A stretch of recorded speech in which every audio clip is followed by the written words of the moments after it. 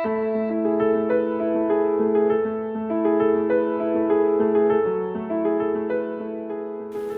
आणि केळीचं पीक नक्की कसं घ्यायचं, परंपरागत शेतीतून भरघोस उत्पन्न कसं कमवायचं हे जाणून घेण्यासाठी प्रकाश शेंडे यांची शेती तुम्ही एकदा पाहायला हवी.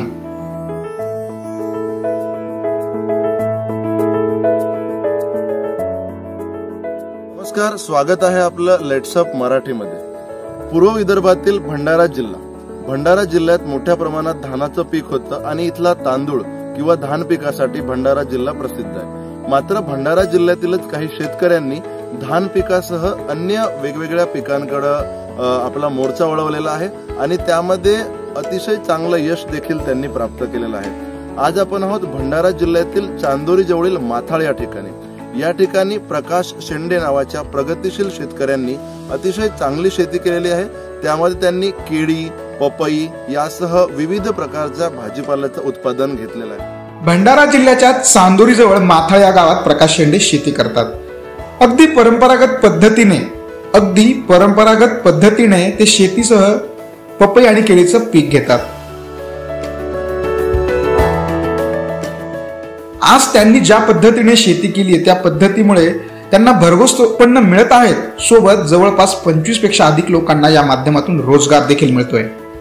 पपईसह केळीला बाजारात उत्तम मागणी असल्याचं ते सांगतात. सध्या पपईसाठी बाजारपेठ म्हणून त्यांना भंडारा हे ठिकाण आहे, तर केळीसाठी बाजारपेठ म्हणून नागपूर आणि बालाघाट या ठिकाणी ते जात असतात. त्यांच्या यशाची कहाणी आहे का त्यांच्याच तोंडून. मागच्या वर्षी आम्ही 1.5 एकरामध्ये पपई लावली.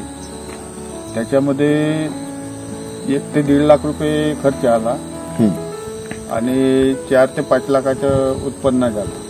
पपईसह केळी 2.5 एकरामध्ये केळी लावल्या. मागच्या सप्टेंबरमध्ये 4,000 रोपटे लावले. त्याच्यातून आपल्याला 3 ते 3.5 लाख रुपये खर्च आला आणि 7 ते 8 लाखाची केळी झाली. खूप खूप धन्यवाद लेट्स अप मराठीशी संवाद साधल्याबद्दल. तर आपल्यासोबत होते प्रकाश शेंडे, ज्यांनी आपल्याला त्यांच्या शेतीमध्ये घेत असलेल्या वेगवेगळ्या गोष्टींची माहिती दिलेली आहे. कशी वाटली प्रकाश शेंडे यांची शेती आम्हाला कमेंट करून कळवा.